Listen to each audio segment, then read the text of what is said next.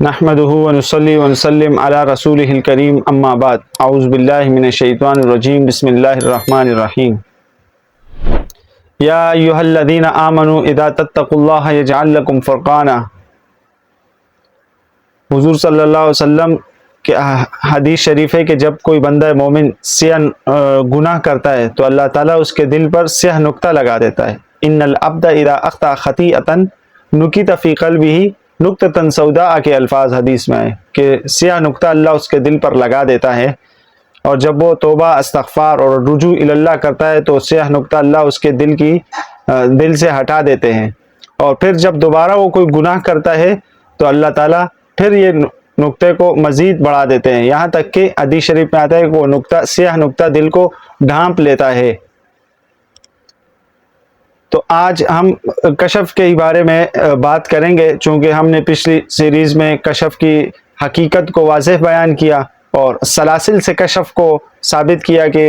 کس سلسلے میں کشف کے کیا مدارج اور کیا کیفیات ہوتی ہیں، سلسلہ شاذلیہ کی حقیقت کو کشف کے روح سے بیان کیا، اور استدراج اور کشف میں کیا بنیادی فرق ہوتا ہے ہم بیان کر چکے۔ تو آج اس ویڈیو میں ہم آپ کو کشف کی شرائط اور موانع کشف بیان کریں گے کہ کشف سے موانع کیا کیا چیزیں ہوتی ہیں اور کشف کی کیا شرائط ہیں۔ تو اللہ رب العزت کی جو میں نے آیت پڑھی قرآن مجید کی کہ یا ایھا الذین آمنوا ان تتقوا اللہ یجعل لکم فرقانا، کہ اے ایمان والو، اللہ فرما رہے ہیں کہ ایمان والو اگر تم اللہ سے ڈرو گے تو اللہ تعالیٰ تمہیں فرقان عطا فرمائے گا۔ اب فرقان کیا ہے؟ حق اور باطل کو ظاہر کرنے والی چیز، کہ اگر اللہ سے آپ ڈریں گے، چونکہ میں نے پچھلی ویڈیوز میں بتا دیا کہ کشف یہ کس کا نتیجہ ہے، یہ ہے تقوی کا، اخلاص، اتباع سنت، اس کا نتیجہ ہے۔ تو اللہ تعالیٰ اس کے ذریعے آپ کو فرقان عطا فرمائے گا۔ اصل میں وہی فرقان کشف ہے کہ فرقان حق و باطل کو واضح کرنے کی چیز ہے، کو کشف میں بھی حق جو ہوتا ہے وہ واضح ہو جاتا ہے اور حق الیقین تک پہنچتا ہے درجہ۔ تو کشف کی شرائط، تصوف میں کشف کو کبھی بھی سلوک کا اصل مقصد قرار نہیں دیا گیا، بلکہ اللہ تعالیٰ کی اسے خصوصی عطا قرار دیا گیا ہے، فضل ربی قرار دیا گیا ہے، جو بعض اوقات ایمان، تقوی، اخلاص اور تزکیہ نفس کے نتیجے میں اپنے بعض بندوں کو نصیب ہوتی ہے، جیسے میں نے پچھلی ویڈیو میں کہا۔ اسی لیے اکابر اہل سنت اور تصوف کے ائمہ نے ہمیشہ اس بات پر زور دیا ہے کہ سالک کی نگاہ کشف اور کرامت پر نہیں، بلکہ اللہ تعالیٰ کی رضا، اصلاح باطن، تزکیہ نفس، اتباع سنت، حسن اخلاق پر ہونی چاہیے۔ اگر ان بنیادی مقاصد کے ساتھ اللہ تعالیٰ کسی بندے کو کشف عطا فرما دیتے ہیں تو یہ اس کا فضل ہے، ذالک فضل اللہ یؤتیہ من یشاء، اور اگر نہ عطا فرمائے تو اس سے بندے کے مقام قرب میں کوئی فرق نہیں پڑتا۔ کشف کی شرائط یہی ہے کہ انسان گناہوں سے دور ہے اور گناہوں سے بچتا رہے، کہ حدیث شریف میں بھی آتا ہے کہ ان العبد اذا اخطأ خطیئۃ، کہ جب کوئی بندہ مومن گناہ کرتا ہے، خطا کرتا ہے، نکت فی قلبہ نقطۃ سوداء، کہ اس کے دل میں سیاہ نقطہ کو لکھ دیا جاتا ہے، اور وہ جب توبہ کرتا ہے، یہ حدیث کے الفاظ ہیں، یہ لمبی حدیث ہے تو میں نے آپ کو اس کا ایک ٹکڑا سنایا کہ پھر اس کے وہ استغفار، توبہ، رجوع کرتا ہے تو اللہ تعالیٰ اس کے دل سے اس نقطے کو زائل کر دیتے ہیں، اور پھر جب وہ دوبارہ گناہ کرتا ہے تو اللہ تعالیٰ پھر دل کو اس نقطے کے ذریعے ڈھانپ لیتے ہیں، پھر یہاں تک کہ حدیث شریف میں آتا ہے کہ پورا دل پھر جب وہ گناہوں میں اندر چلا جاتا ہے تو پورا دل اس کو سیاہ نقطے کے ذریعے ڈھانپ لیا جاتا ہے۔ اسی لیے اکابر تصوف و ائمہ تصوف نے ان کے نزدیک روحانی ترقی کی پہلی اور بنیادی جو شرط ہے وہ ہے صحیح ایمان، صحیح ایمان اور عقیدہ اہل سنت والجماعت ہے۔ انشاءاللہ ہم آئندہ ویڈیوز میں عقیدہ اہل سنت والجماعت کی وضاحت بھی فرمائیں گے۔ اس کے لیے یہ شرط ہے، عقیدہ وہی وہ بنیاد ہے جس پہ تو سلوک اور معرفت کی پوری عمارت قائم ہوتی ہے۔ اگر بنیاد کمزور ہو تو عبادت، ریاضت اور مجاہدہ بھی انسان کو مطلوبہ منزل تک نہیں پہنچاتا۔ یہی وجہ ہے کہ تمام معتبر سلاسل جتنے بھی ہیں انہوں نے عقیدہ اہل سنت والجماعت، پھر اس کے بعد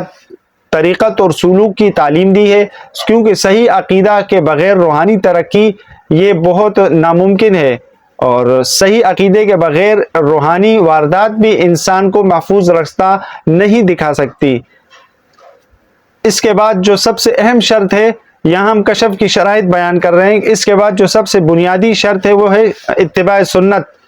اکابر تصوف نے ہمیشہ حقیقت کو نمایاں کیا کہ رسول اللہ صلی اللہ علیہ وسلم نے کی سنت ہی تمام روحانی منازل کا اصل معیار ہے، کیونکہ قرآن مجید کا بنیادی فیصلہ ہے کہ لقد کان لکم فی رسول اللہ اسوۃ حسنۃ۔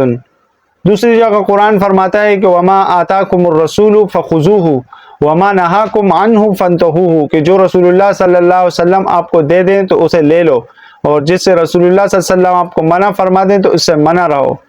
اور تحقیق رسول اللہ صلی اللہ علیہ وسلم تمہارے لیے بہترین نمونہ ہے، اسوہ حسنہ ہے، معیار ہے۔ تو اتباع سنت یہ ایک اہم اور بنیادی شرط ہے۔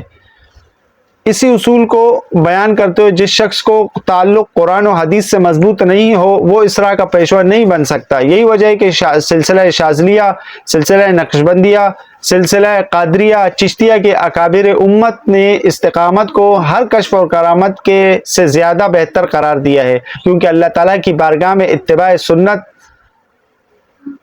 کی ہے، نہ کہ غیر معمولی کیفیات اور غیر معمولی کیفیات کی۔ تقوی بھی کشف کی اہم شرائط میں سے ہے کہ اللہ تعالیٰ کا ارشاد ہے وَاتَّقُوا اللَّهَ وَيُعَلِّمُكُمُ اللَّهُ، کہ اللہ سے ڈرو، اللہ تمہیں سکھا دے گا۔ یہ آیت اس حقیقت کی طرف اشارہ کرتی ہے کہ دل کی بصیرت، مومن کی فراست، صحیح فہم، باطنی معرفت کا راستہ تقوی سے ملتا ہے، تقوی سے ہو کر گزرتا ہے۔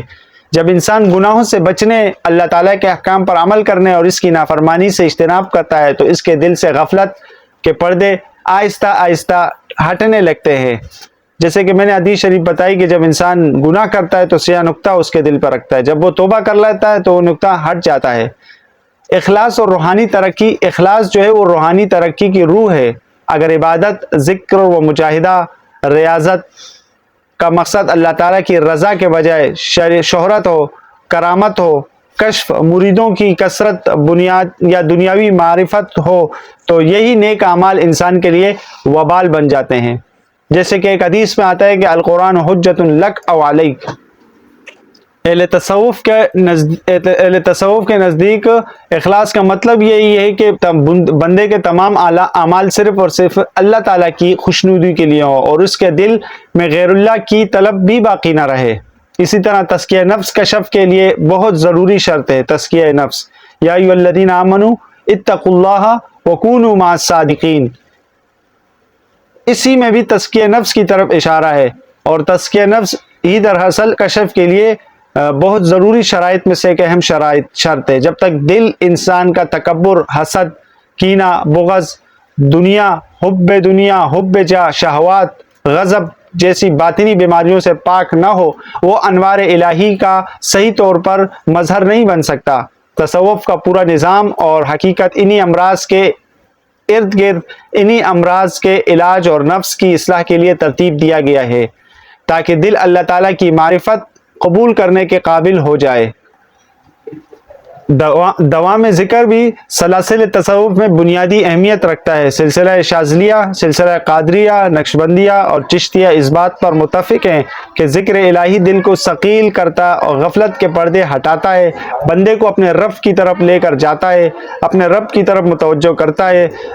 قرآن مجید میں اللہ تعالیٰ نے کثرت کے ساتھ ذکر کرنے کی بار بار تلقین کی گئی ہے، اذکروا اللہ ذکرا کثیرا۔ ہم وہ یہ بھی واضح کرتے ہیں کہ ذکر کا مقصد صرف کشف نہیں ہوتا، بلکہ اللہ تعالیٰ کی رضا، اس کی محبت اور دائمی یاد کا حصول ہے۔ کشف اگر عطا ہو تو محض اللہ کا فضل ہے، اور اگر نہ ہو تو ذکر کا لازمی نتیجہ ہے۔ حلال رزق بھی قلب کی نورانیت کا اہم سبب ہے۔ حضور صلی اللہ علیہ وسلم کی حدیث الکاسب حبیب اللہ، کہ کسب کرنے والا اللہ تعالیٰ کا دوست ہے۔ حلال کمائی کو روحانی زندگی کی بنیاد قرار دیتے ہوئے واضح کیا کہ لقمہ حرام دل کو تاریک اور عبادت کے اثرات کو کمزور کر دیتا ہے۔ اسی لیے تمام اولیاء کرام نے اپنی مریدین کو حلال رزق، حلال کمائی اختیار کرنے اور مشتبہ ذرائع سے بچنے کی ممانعت بھی کی ہے۔ کشف کی شرائط ہم نے بیان کی، انشاءاللہ موانع کشف ہم اگلی ویڈیو میں ہم آپ کو بیان کریں گے۔